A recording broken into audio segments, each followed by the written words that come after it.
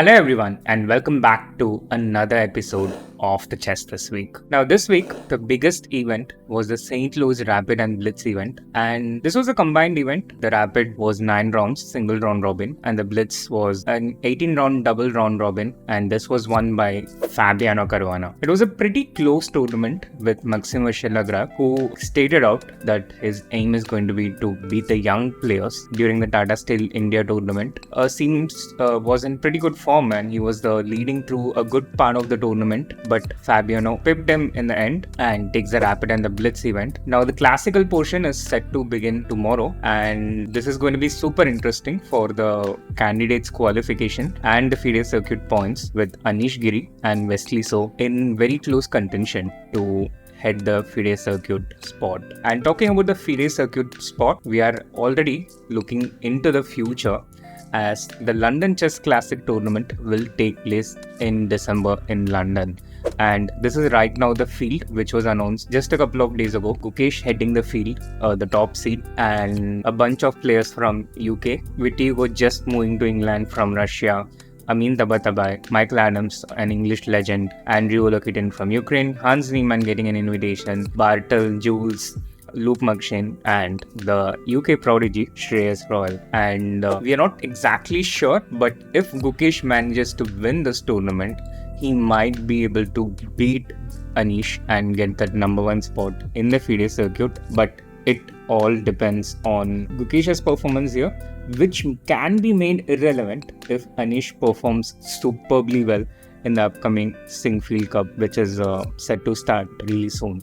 So Singfield Cup and the London Chess Classic, 2 of the tournaments which will have a big bearing on the FIDE circuit, and the circuit is set to end with the World Rapid and Blitz, which is set to take place at the end of the year, December 26th to December 30th. So that will be the last tournament, but we are not yet sure if that will also have relevance, because if the first person has such a big lead, then it might not even have relevance. These are the updates from the tournaments which have a bearing on the FIDE circuit and the candidate spot. Now moving to tournaments from across the world. The first tournament, the European Team Championship. At the end of 7 rounds, it's Germany, England and Serbia, 3 teams who are in lead. Germany led by Vincent Kiemer. They are usually a really solid team, but they seem to be playing even better this time. And England also a pretty solid team with Vitigo at the top now. And in the women's section, Bulgaria recently defeated France to move into the lead. And with just 2 rounds to go, Bulgaria are a bit of a favorites to win this one. This is the update from the European Team Chess Championship. And while we stay in Europe, the World Youth Chess Championship is going on. It is underway right now in Italy. And at the end of 6 rounds, in the under 18 section, it is the Russian Grebnev Alexei who is in the lead with 5 out of 6.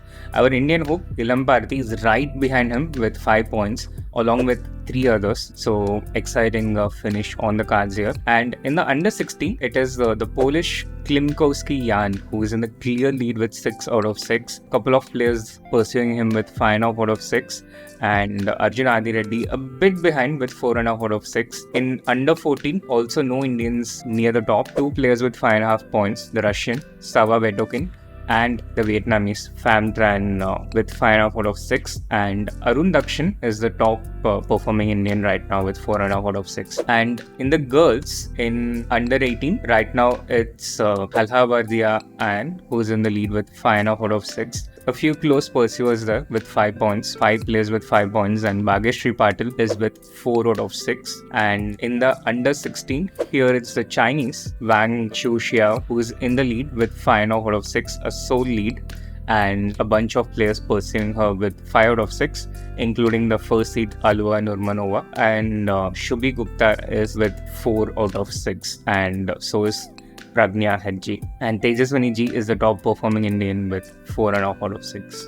And In the under 14, here Anna Shukman and Anastasia Kirtadze are in the lead with 5 out of 6. Again, a lot of close pursuers with 5 out of 6. It's just the halfway mark, a long way to go, and you would expect a lot of things to change within the leaderboard. I myself personally have been in the lead at the end of these 6 rounds, and I know how difficult it is to handle the pressure in the last few rounds and to keep that momentum going. So this is just the interim standings.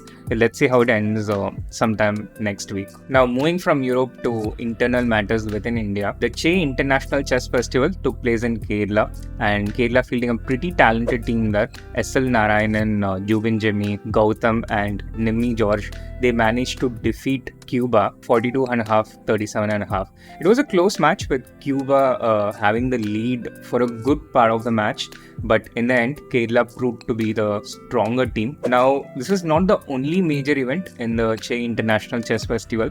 There is also a matchup between Nihal and Pragg coming up, a blitz match. So, a super exciting match on the cards there. And talking about Pragg is fresh from winning the Interpetroleum for his team, Indian Oil Corporation. The Indian Oil team defeated the ONGC team in a very close match actually, with both Vidit and Pragg featuring in that matchup, kind of a dress rehearsal before the candidates, and the matchup between them ended in a draw. But the beast, Adiban, managed to defeat Deep Sen Gupta on the 4th board, and the match between Setu and Karthikeyan ended in a draw. So it all came down to this match between Raunak against Shashi, in which Shashi at some point held some chances, but Raunak came out on top, and this helped Indian Oil win this tournament, the Interpetroleum. Earlier, they also defeated the Bharat Petroleum team 3.5. And moving on to the Tamil Nadu IM Norm tournament, the 5th IM Norm tournament. Now, this was won by Arnav Maheshwari with a score of 7 out of 9, which also happened to be the required score for IM Norm.